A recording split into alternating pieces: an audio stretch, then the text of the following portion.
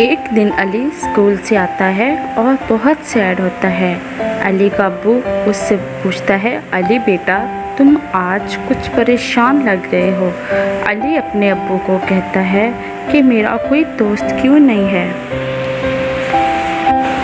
अली का अब्बू उसे समझाता है, बेटा परेशान ना हो, अभी कुछ ही तो दिन हुए हैं स्कूल बदले, आहिस्ता आहिस्ता सब दोस्त बन जाएंगे। अली के अब्बू को कॉल आती है, वो कॉल सुनने में मसरूफ़ हो जाते हैं और अली उदास अपने रूम में चला जाता है।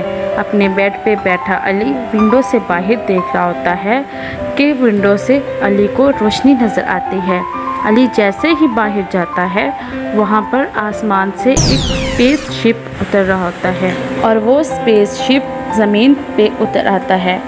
अली अपने घर से बाहर जाता है। अली के घर की थोड़ी ही दूरी पे वो स्पेसशिप होता है। अली जैसे ही वहाँ पहुँचता है एक एलियन बाहर आता है। अली उस एलियन के पास जाता है और उससे पूछता है, तुम कौन हो? वो एलियन उसे बताता है कि मैं एक एलियन हूँ।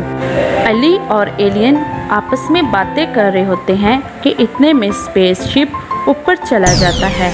एलियन परेशान हो जाता है कि मैं अपने घर कैसे वापस जाऊंगा। अली कहता है कि तुम मेरी वजह से यहाँ फंस गए हो, तुम मेरे साथ मेरे घर चलो। वो उसे अपने घर ले जाता है और अली और एलियन वो उसके कमरे में रहते हैं। अली का वक़्त बहुत अच्छा गुजरने लग जाता है। अली बहुत खुश हो जाता है। अली और एलियन एक दूसरे के बहुत अच्छे दोस्त बन जाते हैं। अली खुशी खुशी स्कूल जाता है और वापस आते ही एलियन के साथ अपना वक़्त गुजारता है। कुछ दिनों के बाद स्पेसशिप वापस आता है। बाकी के एलियंस इस एलियन को लेने के लिए आते हैं। अली एलियन को स्पेसशिप के पास छोड़ने के लिए जाता है, बहुत इमोशनल हो जाता है। एलियन जाते हुए अली को देखता है और उसके साथ हर गुजरे हुए पल की यादें अपने साथ ले जाता है।